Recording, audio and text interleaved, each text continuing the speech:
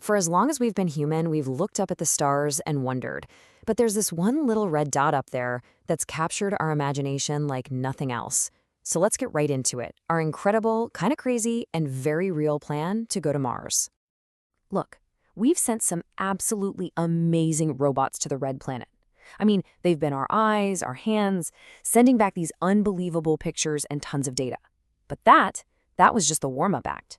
Now, it's our turn. So why? Why go through all this trouble? What's the end game here? Well, it's pretty simple, but it's also huge. To send people to actually live and work on another world. You've got space agencies like NASA, private companies like SpaceX. They are all aiming for the exact same target, and they're pouring everything they've got into making it happen. Right? So why Mars? Of all the planets in our solar system, it's the one that's most like home. It's not a scorching nightmare like Venus or a frozen gas giant like Jupiter. But here's the real kicker. All the evidence tells us that Mars, a long time ago, had liquid water flowing on its surface.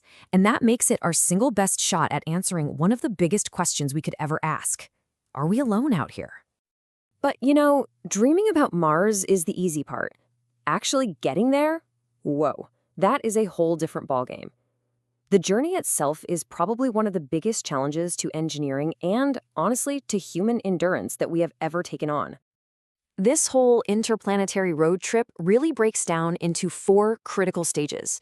And let me tell you, every single one of them has its own set of massive problems that have to be solved perfectly. Let's take a look.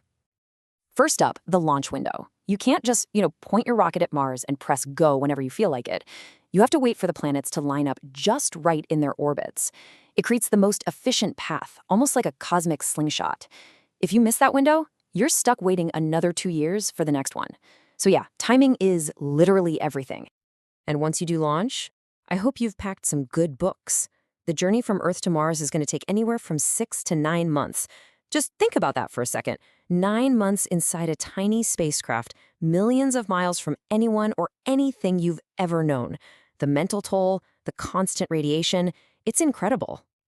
So after that super long trip, you arrive at what engineers actually call the 7 minutes of terror. Landing on Mars is ridiculously hard because its atmosphere is just way too thin. It doesn't slow you down with friction like Earth's does. And because of the time delay, you can't control it from Earth. The entire landing sequence, from hitting the atmosphere at 12,000 miles per hour to firing the rockets for a soft landing, it all has to happen completely on its own. It just has to work. Okay, so you did it. You survived the journey, you nailed the landing. Amazing. Now the real challenge starts, just staying alive on a totally alien planet. I mean, this is the big question, right? It's not about just visiting for a little while. It's about actually surviving and maybe even thriving in a place that's actively hostile to you. So how in the world do you pull that off? I mean, just look at the differences here. On Earth, we've got this cozy, thick atmosphere full of oxygen and a magnetic field that acts like a shield against deadly solar radiation. Mars? It has almost none of that. Its air is basically poison carbon dioxide, it's getting blasted with radiation 24/7, and the average temperature is a bone-chilling minus 80 degrees Fahrenheit. So the only way to do it is to bring a little bubble of Earth with you. We're talking pressurized suits every time you want to go for a walk outside. We're talking super advanced habitats, maybe even built underground or using 3D printers to build walls out of Martian dirt to block radiation. And yeah, you gotta grow your own food in special indoor greenhouses.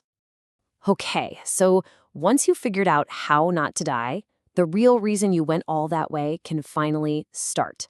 The first humans on Mars are going to be the leaders of this massive new scientific expedition. And here's their to-do list. Number 1, and this is the big one, use their human brains and intuition to look for signs of ancient life, like fossilized microbes in places our little rovers just can't get to. They'll also be geologists, basically reading the planet's history in its rocks. And, so important, they'll be builders, setting up all the equipment for the future crews that will follow them. Now this is one of the coolest parts of the whole mission. The astronauts are going to set up machines to basically mine water ice from under the Martian ground. Then they can split that water into oxygen to breathe and hydrogen for rocket fuel.